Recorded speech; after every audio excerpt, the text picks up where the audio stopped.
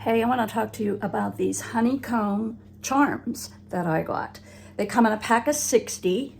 You get them in a nice case, and there's 5 different designs. So I want to show you what they look like. Okay, these are the different designs you get with them. You get 2 that are filled, like this. I don't know if you could see that, like that.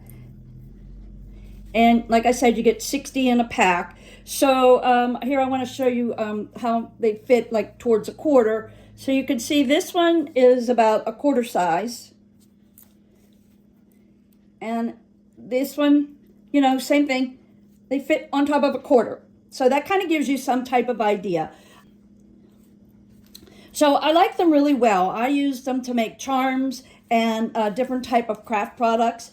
I also got this like charm holder. It's a drawer. It's a acrylic type of container, and it has several different compartments, and now I can put my charms in here and separate them by design, and so that makes it a little bit easier for me to pick them up.